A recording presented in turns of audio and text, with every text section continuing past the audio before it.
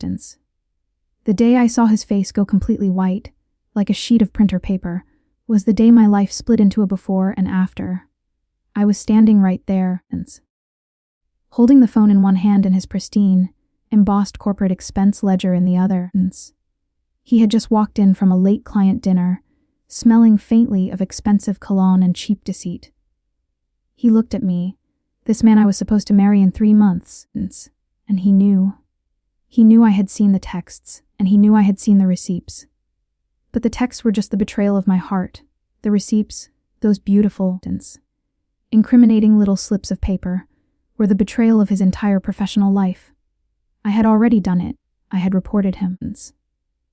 I took his whole world and pressed the detonator, and honestly, the only thing I regret is that I didn't see the explosion from a closer, safer distance.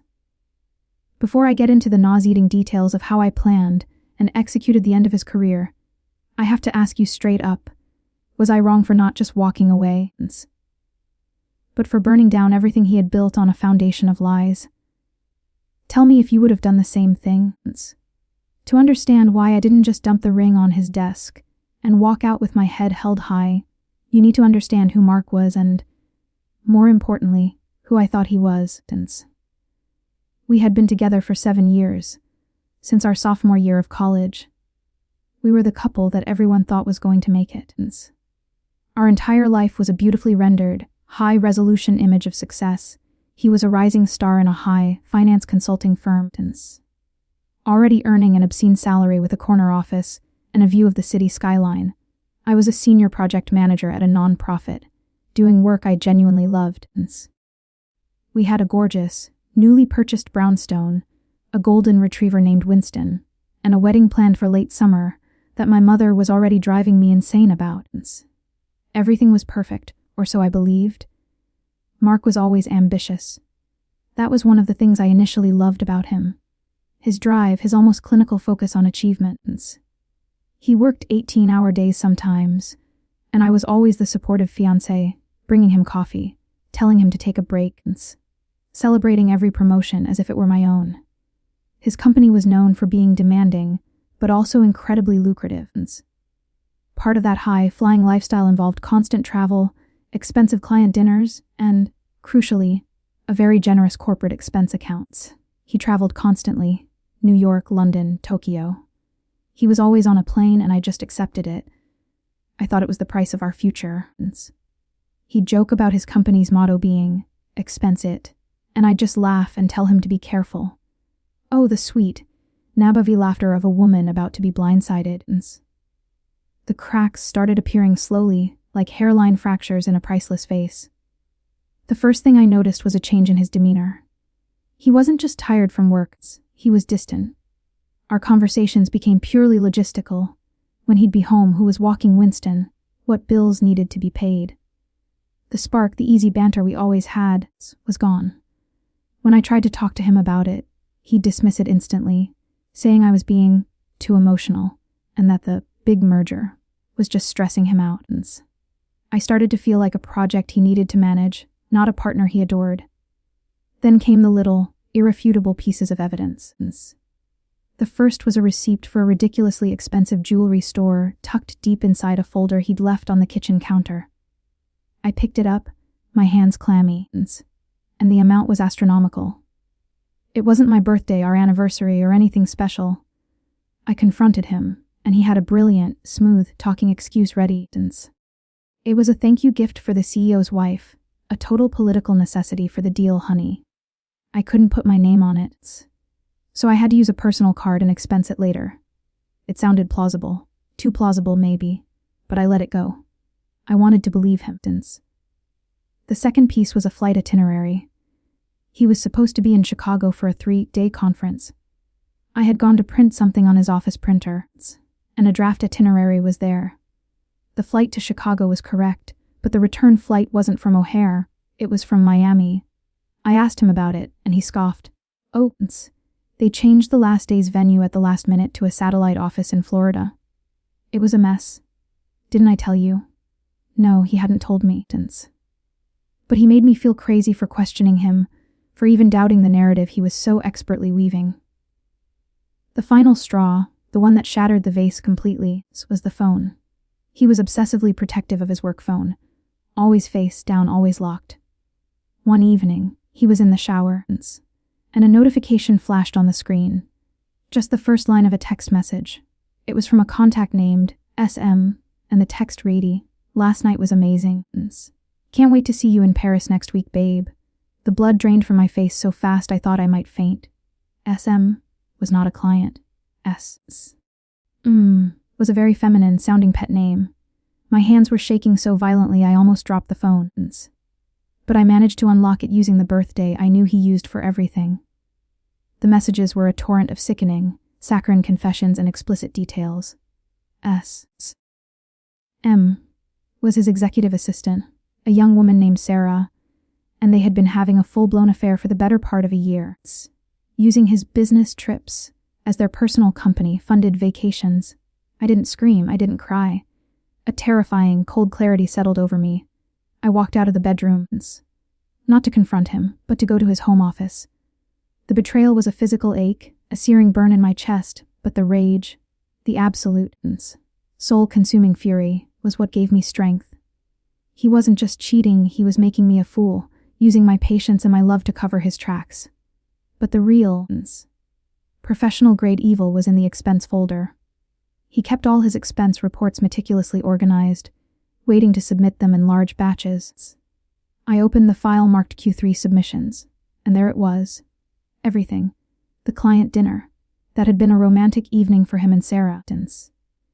The $1,500 jewelry purchase that wasn't for the CEO's wife, but for Sarah's unbirthday. The flight to Miami that wasn't a satellite office but a private. 5-star resort weekend they had billed as emergency client consulting.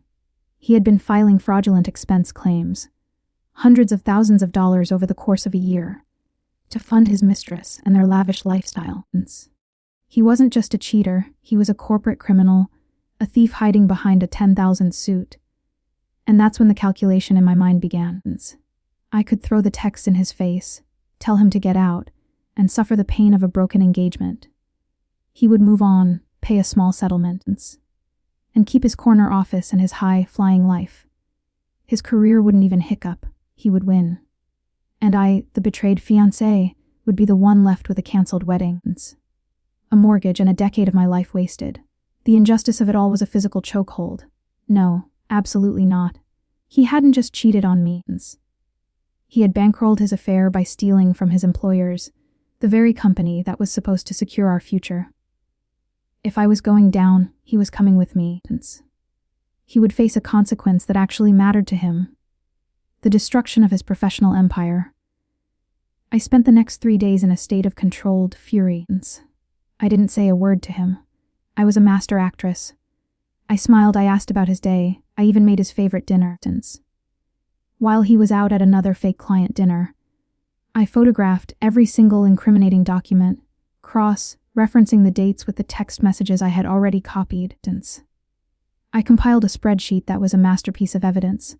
The date of the expense, the fraudulent purpose he had listed, the true, sickening nature of the charge, complete with photographic evidence of the receipt, and the corresponding text from S.M. The sheer volume of fraud was staggering.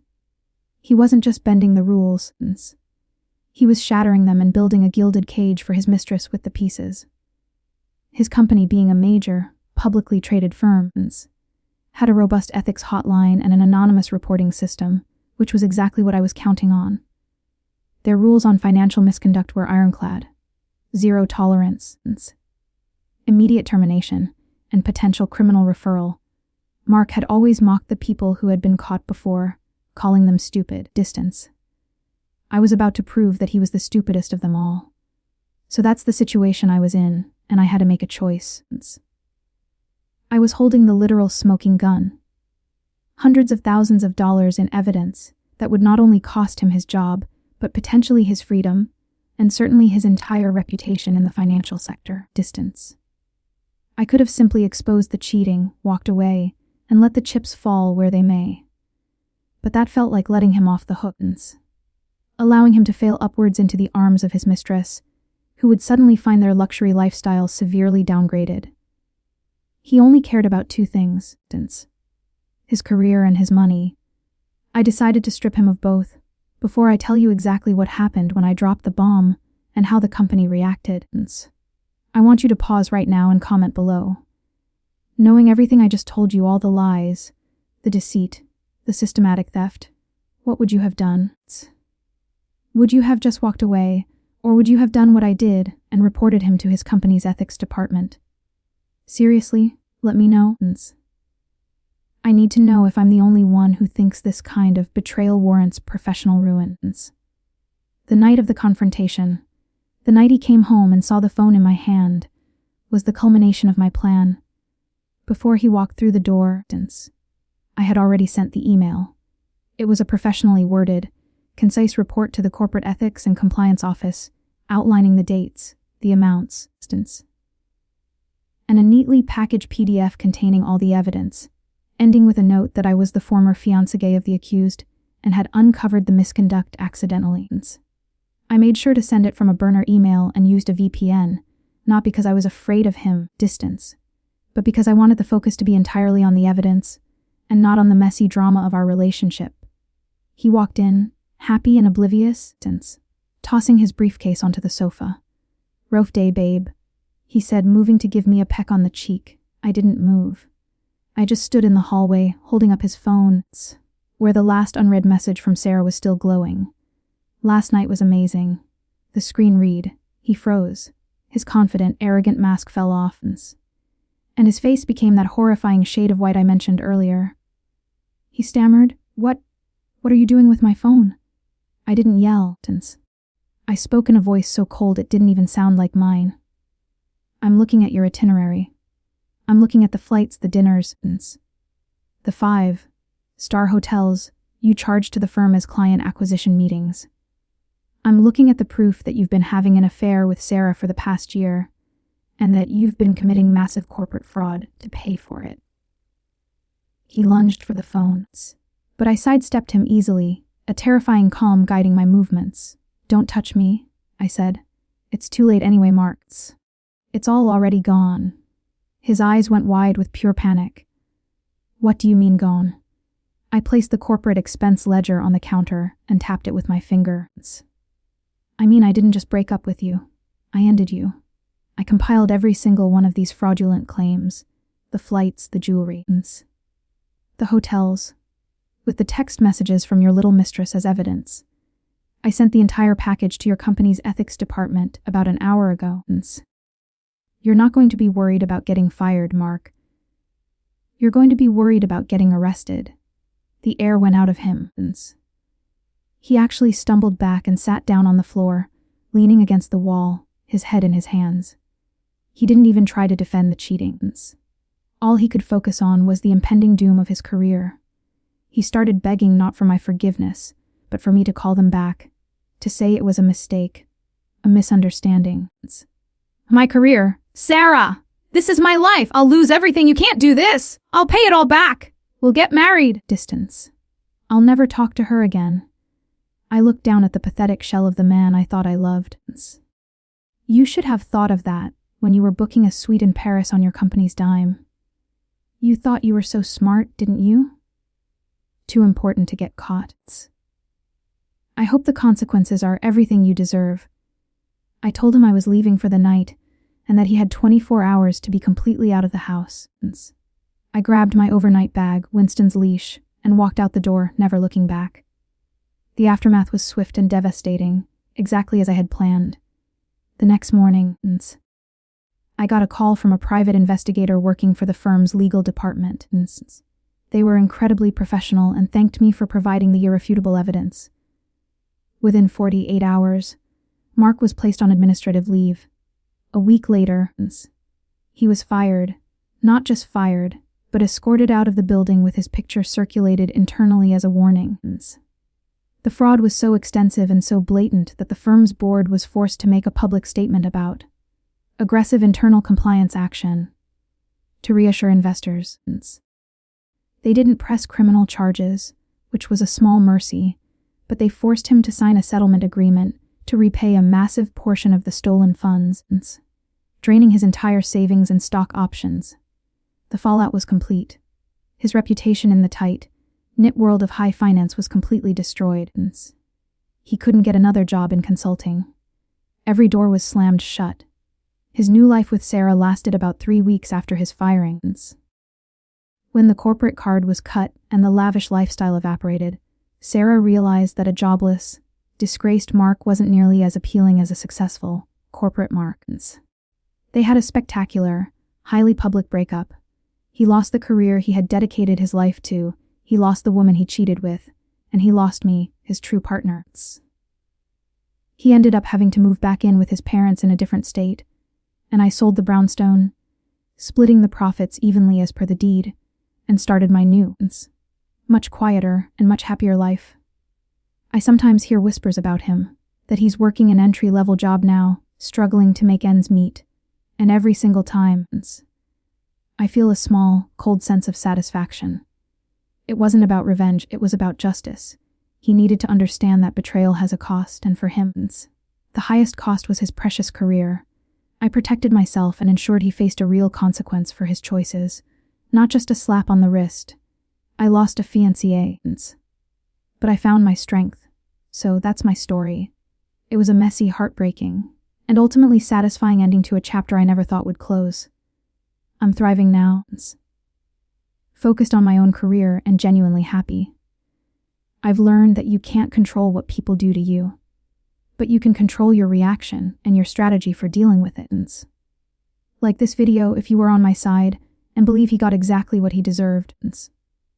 Subscribe for more stories like this, where people finally stand up for themselves against impossible odds.